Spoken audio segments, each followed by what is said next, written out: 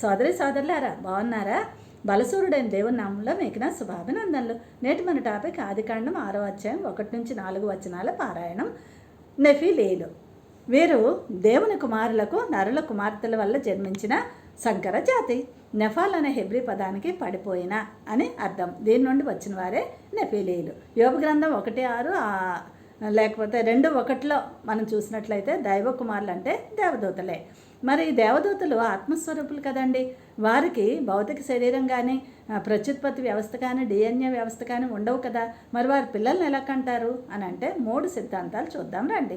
అందులో మొట్టమొదటిది ఆదికాండం 18-19 అధ్యాయాల్లో అబ్రహాముని లోతుని దర్శించడానికి వచ్చిన దేవదూతలు శరీరాన్ని ధరించే ఉన్నారు కదండి. అందుకే కదా లోతు దగ్గర ఉన్నవారు వారితో పాపం చేయడానికి కూడా సిద్ధపడిపోయారు గనుక ఇది సాధ్యమే అని కొందరి భావన. ఇక రెండవదిగా మనం చూసినట్లయితే పడిపోయిన దేవదూతలు దెయ్యాలుగా మారి బలవంతులు శూరులు అయిన వారిని ఆవహించి నరుల కుమార్తెలను వివాహమాడి కన్న పిల్లలే నెఫీలీలు అంటారు. ఇక మూడవదిగా మనం చూసినట్లయితే మత్తయి సువార్త 22:30లో యేసయ్య అంటున్నారు దేవదూతలు పెండ్లి చేసుకోరు అని. మరి అయితే దైవ కుమారులు ఎవరు అని అంటే షేతు వంశంలోని భక్తిపరులైన వారి సంతానమని, మరి నరుల కుమార్తెలు కయీను సంతానమని చెప్తారు. వీరిద్దరి సంతానమే నెఫీలీలు. వీరినే సంఖ్యాకాండం 13:33లో వేగుల వారు వీరి అనువంశికులైన అనాకీలను చూడడం జరిగింది.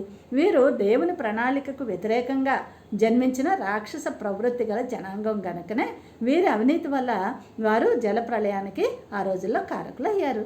మరి వారి నుండి ఏ గుణపాఠాలు మనం నేర్చుకోవాలి అంటే చూద్దాం రండి. మొట్టమొదటిగా దేవుని సృష్టి క్రమాన్ని ఉల్లంఘించకూడదు.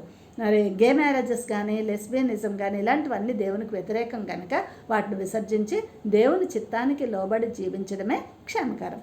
ఇక రెండవది చిన్న పాపమే కదా అని రాజీ పడ్డాం అనుకోండి, అది క్రమంగా విస్తరించి మన ఆత్మీయ జీవితాన్ని సర్మూల నాశనం చేసేస్తుంది కనుక జాగ్రత్తగా ఉండాలి.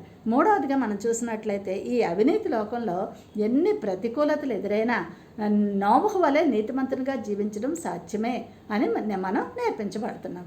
నాలుగవదిగా చూస్తే దేవుని తీర్పు తథ్యం సుమా. ఎందుకు అంటే ఆ కాలంలో జలప్రళయం ద్వారా వాళ్ళకి తీర్పు వస్తే ఈ కాలంలో కూడా మన పాపానికి తీర్పు శిక్ష తథ్యంసమండి. సో ఫ్రెండ్, నెఫీలీల వలె ఈ లోకంలో సెలబ్రిటీలుగా కాక దేవుని చిత్తంలో దేవుని దృష్టిలో నీతిమంతులుగా తీర్చబడి జీవించాలి అని అంటే ఇప్పుడే మారు మనసు పొంది క్రీస్తుతో అడుగులు వేయి, మోక్షంలో అడుగు పెడతావు. నేటి ప్రశ్న అవిశ్వాసులతో జోడుగా ఉండకుడి. God bless you all.